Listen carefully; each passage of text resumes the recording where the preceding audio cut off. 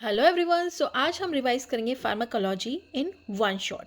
Okay, so let's begin with the definition of pharmacology.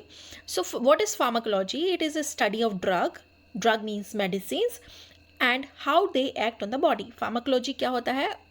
Drugs की study होता है कि ड्रग्स किस तरह बॉडी पर एक्ट करती हैं, how they act on the body. Imagine the body is like machine. आप अपनी बॉडी को मशीन समझिए and drug is like a tool, and drug को आप समझिए tool that fix the problem. मान लिया आपके गाड़ी का स्कूटर का जो है टायर पंचर हो गया. अब टायर को आपको निकालना है तो आप विद द हेल्प ऑफ जो भी है पाना वगैरह जो भी लेंगे, स्क्रू ड्राइवर वगैरह. ओके, तो ड्रग वो कहलाएगा. स्क्रू ड्राइवर क्या है? ड्रग है जो कि फिक्स कर रहा है उस प्रॉब्लम को. Okay, so it is divided into pharmacology जो है हम दो ब्रांचेस में डिवाइड करते हैं. Okay, pharmacokinetic and pharmacodynamic. Pharmacokinetic क्या होता है? It means what body does to drug. Okay, जैसे ही आप कोई टैबलेट या कैप्सूल लेते हैं तो आपकी बॉडी उसके साथ क्या करती है, उस ड्रग के साथ क्या क्या करेगी. तो टैबलेट क्या होगा? पहले जाएगा, डिसइंटीग्रेट होगा, टूटेगा, डिजॉल्व होगा, देन एब्जॉर्ब होगा. ओके, एंड फार्माकोडायनेमिक मीन्स क्या होता है? What drug does to the body. Drug आपकी बॉडी के साथ क्या कर रही है.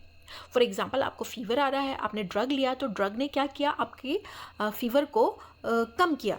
ओके, फीवर से रिलीव किया. या फिर पेन हो रहा है, बहुत ज़्यादा हेडेक हो रहा है तो आपके पेन को रिलीव किया. ओके, सो फार्माकोकाइनेटिक मीन्स बॉडी ड्रग के साथ क्या करती है. ओके, ड्रग को तोड़ती है, ब्रेक डाउन करती है, उसका एब्जॉर्प्शन करती है, उसको बॉडी से बाहर निकालती है. ओके, तो ये काइनेटिक में आएगा. एंड डायनेमिक में क्या आएगा? जो ड्रग आपकी बॉडी के साथ करेगी.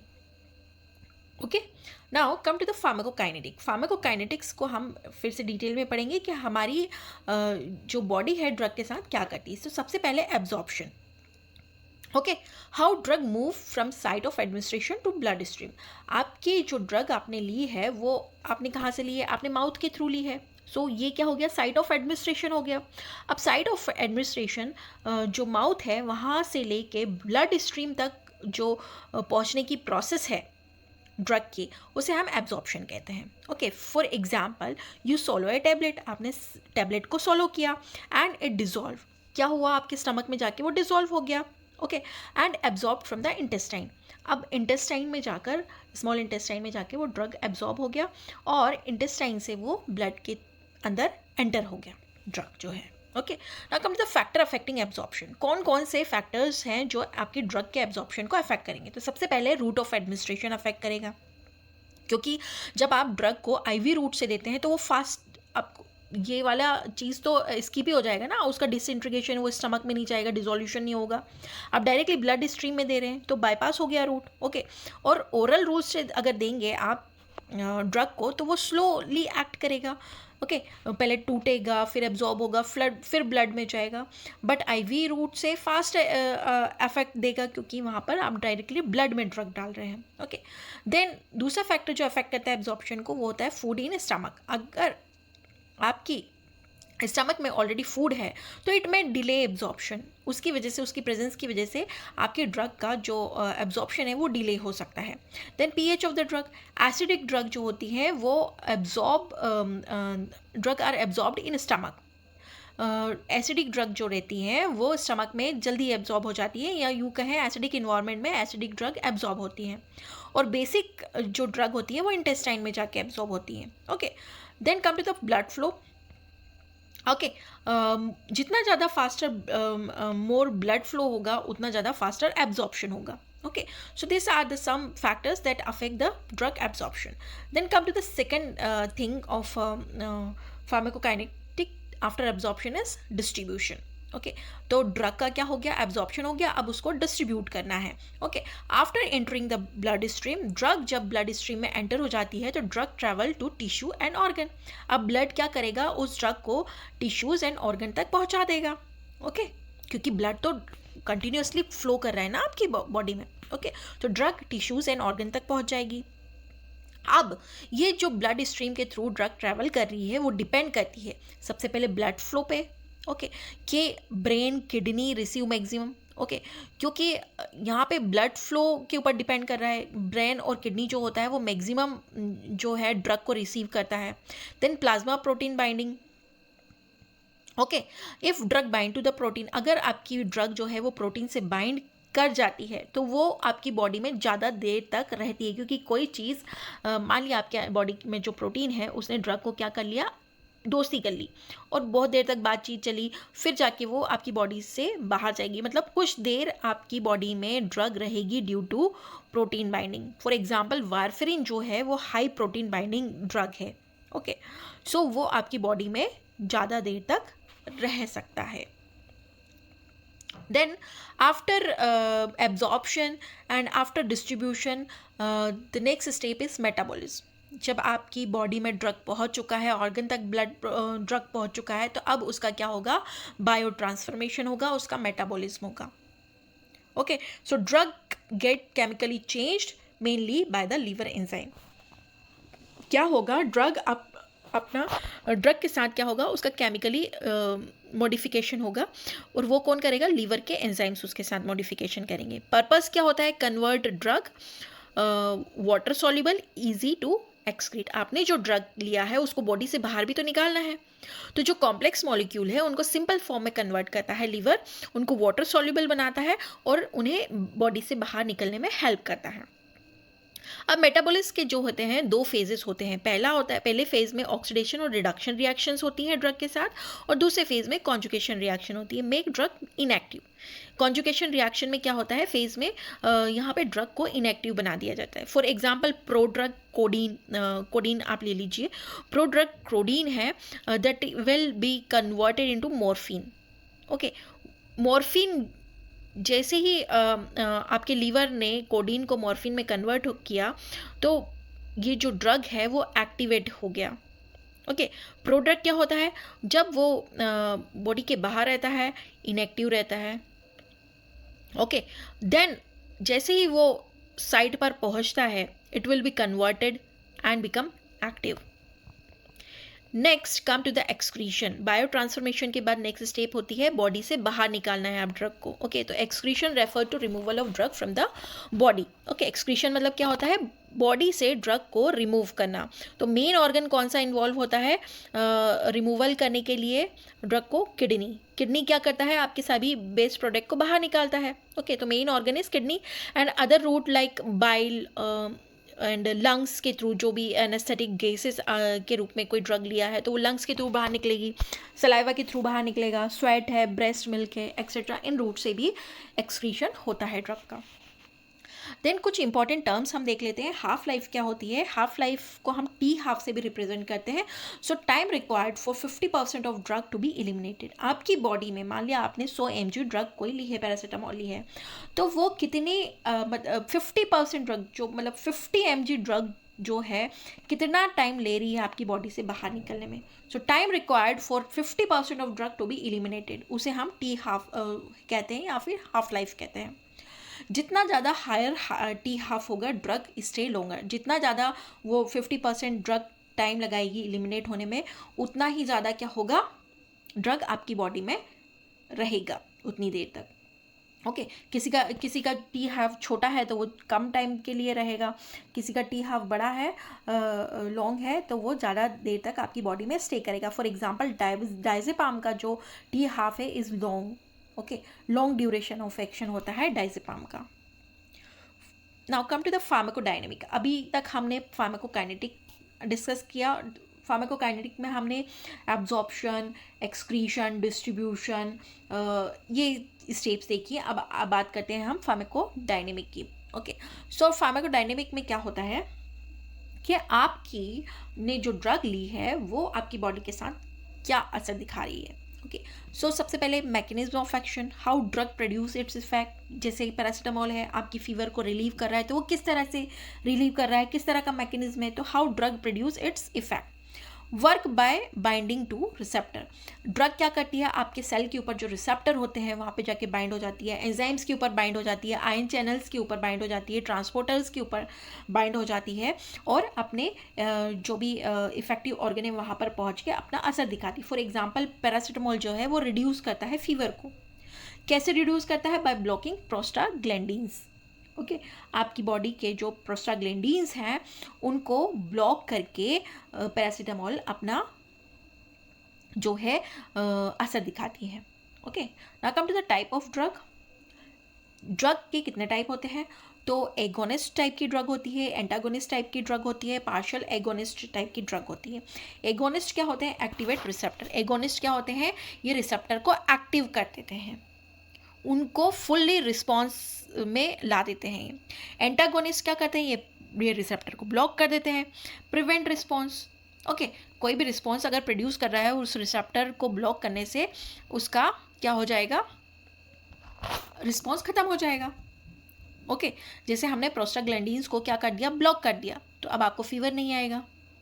ओके, सो एंटागोनिस्ट का काम रिसेप्टर को ब्लॉक करना होता है, एगोनिस्ट का काम रिसेप्टर को एक्टिवेट करना होता है। पार्शियल एगोनिस्ट क्या होता है? Week activation. ये एक्टिवेट तो करते हैं रिसेप्टर्स को, बट वीक एक्टिवेट करते हैं। ओके, बहुत कम। फॉर एग्जाम्पल एड्रेनलिन जो है वो एगोनिस्ट है जो रिसेप्टर को एक्टिवेट करते हैं, एंड प्रोप्रेनोनॉल जो है वो एंटागोनिस्ट है जो ब्लॉक करते हैं एड्रेनलिन रिसेप्टर को।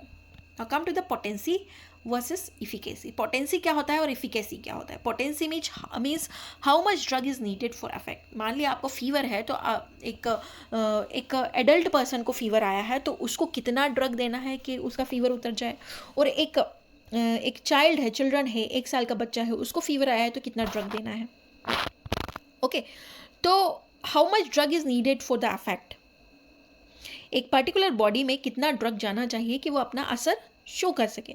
सो जितना कम डोज होगा, मोर पोटेंट वो सब्सटेंस होगा। ओके, होना चाहिए। ओके, सो इफिकेसी क्या होती है? How well the drug work.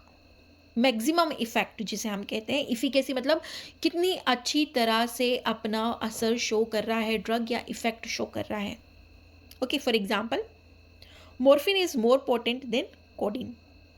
Morphine जो होता है वो बहुत ज़्यादा पोटेंट होता है कोडीन से, मतलब कि मॉर्फिन का कम अमाउंट ही बहुत ज़्यादा असर प्रोड्यूस करेगा, इफेक्ट प्रोड्यूस करेगा। And paracetamol have high efficacy for fever but low efficacy for severe pain. Efficacy मतलब हाउ वेल ड्रग वर्क। तो पैरासीटामोल फीवर के लिए तो बहुत अच्छी इफिकेसी शो करती है, बट वही सीवियर अगर पेन हो रहा है तो वहाँ पर वो कम असर शो करेगी, उस तरह से वर्क नहीं कर पाएगी जिस तरह से वो फीवर को कम करने में कर रही है। तो ये बात हो गई इफिकेसी की। Okay, now come to the chapter 3, that is route of administration. आप किन किन रूट से ड्रग को एडमिनिस्टर करते हैं आपकी बॉडी में। फिर अब फर्स्ट रूट है एंट्रल रूट्स। एंट्रल रूट्स क्या होते हैं? Oral, sublingual and rectal. Oral जो आप माउथ से लेते हैं, मोस्ट कॉमन रूट होता है, इजी होता है एंड चीप होता है। ओके, सबलिंगुअल मतलब जब आप अंडर द टंग, आप ज़ुबान के नीचे जब कोई टैबलेट रखते हैं तो वो सबलिंगुअल रूट हो गया। यहाँ पर ड्रग जब रखते हैं, जब किसी को कार्डियक अरेस्ट हो गया है, ओके, इश्कीमिया हो गया, उस कंडीशन में हम जिससे फास्ट एब्जॉर्प्शन हो सके ड्रग का, तो सबलिंगुअल ड्रग जब हम देते हैं सबलिंगुअल रूट से, तो वहाँ से ड्रग का एब्जॉर्प्शन बहुत जल्दी होता है, अंडर द टंग हम ड्रग को रखते हैं। Then rectal route, when patient vomit करता है, अनकॉन्शियस होता है, वो माउथ से ड्रग नहीं ले पा रहा है, तो हम रैक्टल रूट से उसे ड्रग प्रोवाइड करते हैं। Then second route is parenteral route. Parenteral route में आता है आपका IV इंट्रावेनस रूट आता है, IM इंट्रामस्कुलर रूट आता है, सबक्यूटेनियस रूट आता है। IV जो होता है वो फास्टेस्ट रूट होता है, यहाँ से ड्रग बहुत जल्दी आपकी बॉडी में जाता है, ब्लड, क्योंकि ब्लड स्ट्रीम में आप डायरेक्टली ड्रग डाल रहे हो, तो 100% ड्रग यहाँ पे अवेलेबल होता है। अगर ओरल रूट से दोगे तो पहले ड्रग टूटेगा, उसका डिसोल्यूशन होगा, एब्जॉर्प्शन होगा, फिर जाके वो लीवर में पहुँचेगा और असर करेगा। ओके, तो यहाँ पर आप 100% ड्रग को अवेलेबल करवा रहे हो कि ब्लड जाओ और ये ड्रग को इस ऑर्गन तक पहुँचाओ। IM इंट्रामस्कुलर, जब आप ड्रग को मसल्स के अंदर देते हैं, यहाँ पे जो असर है वो थोड़ा मॉडरेट हो जाता है, स्पीड जो है ड्रग की डिस्ट्रीब्यूट होने की वहाँ थोड़ी मॉडरेट हो जाती है, मतलब कम हो जाती है। और अगर हम सबक्यूटेनियस रूट से देते हैं तो स्लो स्टडी रिलीज, जैसे इंसुलिन के जो अब छोटी नीडल जो आती है, अब छोटा सा डोज देते हैं तो उसे हम सबक्यूटेनियस रूट कहते हैं। Then topical route, third route is topical route, जब स्किन क्रीम है, आई ड्रॉप्स है, ईयर ड्रॉप्स है, ये कहाँ आते हैं? टॉपिकल, मतलब सरफेस पे आप किसी ड्रग को अप्लाई कर रहे हैं, जैसे स्किन के ऊपर आप कोई क्रीम लगा रहे हैं। Mostly for local effect, local effect के लिए आपको चाहिए होता है, ऐसा नहीं कि बॉडी के अंदर आपको पेन हो रहा है तो आप स्किन क्रीम लगा रहे हैं, नहीं, है ना। तो लोकल इफेक्ट जब आपको चाहिए होता है, ऊपरी सतह पे जब आपको असर चाहिए होता है तो हम टॉपिकल रूट का इस्तेमाल करते हैं।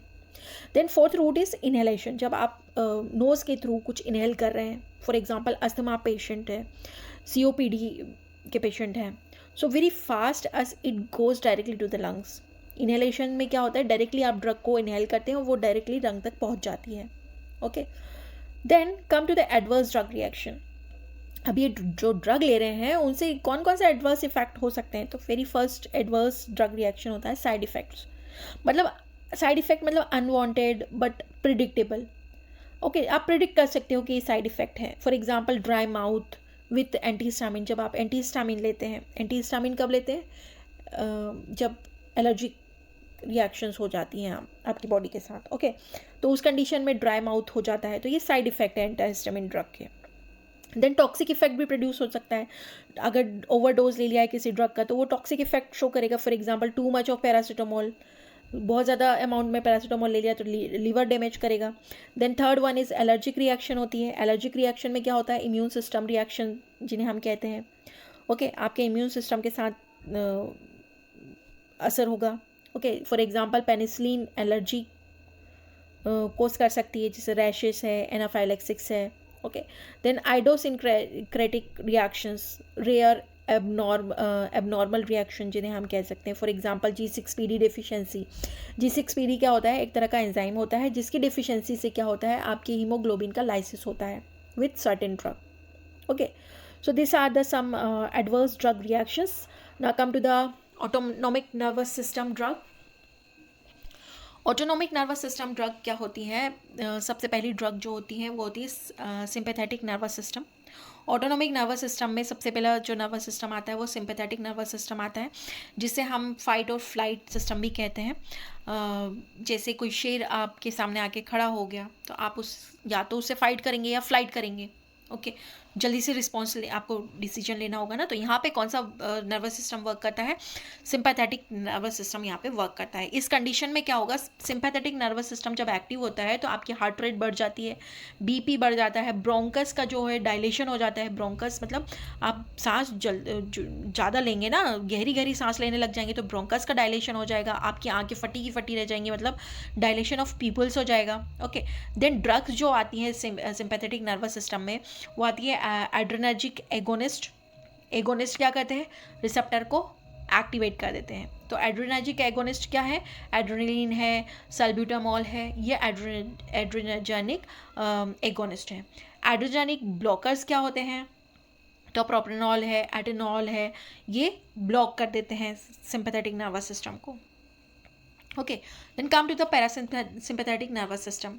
इसे हम रेस्ट एंड डाइजेस्ट सिस्टम भी कहते हैं। रेस्ट एंड मतलब जब आप रेस्ट कर रहे हैं या खाना खा के आराम कर रहे हैं, डाइजेशन के मोड में हैं, तो इस कंडीशन में क्या होता है, हार्ट रेट कम होती है, सलाइवेशन बहुत ज़्यादा होता है, क्योंकि खाना खाते हैं तो क्या होता है, बहुत ज़्यादा लार बनती है ना, डाइजेशन यहाँ पर इंक्रीज़ हो जाता है, आपकी जो प्यूपिल है, आई की प्यूपिल है, वो कॉन्स्ट्रिक्ट हो जाती है, मतलब सिकुड़ जाती है, क्योंकि वहाँ आप कोई भारी काम नहीं कर रहे हैं, रेस्टिंग पोजीशन पे है।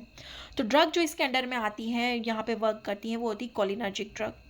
कोलिनर्जिक ड्रग एग्जांपल पिलोकार्पिन जो होता है वो ग्लूकोमाइन में यूज़ होता है। एंटी कोलिनर्जिक ड्रग जो होती है वो एट्रोपिन होती है, जो हार्ट रेट को बढ़ाती है और सिक्रीशन को कम कर देती हैं। Then come to the important group of drug. तो कुछ इंपॉर्टेंट ग्रुप ऑफ ड्रग्स को अगर डिस्कस करें तो सबसे पहले ग्रुप आता है एंटीबायोटिक्स। एंटीबायोटिक्स क्या करते हैं, बैक्टीरियल इन्फेक्शन से लड़ने के लिए हमें यूज़ करते हैं इनको। फॉर एग्जांपल पेनिसिलिन है, सिफिलोस्पोरिन है, मैक्रोलाइड्स है, मैक्रोलाइड्स में आ जाता है एजिथ्रोमाइसिन आ जाता है। Then second type of drug is analgesic drug. Analgesic means pain killer जिन्हें हम कहते हैं। एनाल्जेसिक ड्रग दो टाइप के होते हैं, एनासिड्स होते हैं और ओपॉइड ड्रग होते हैं।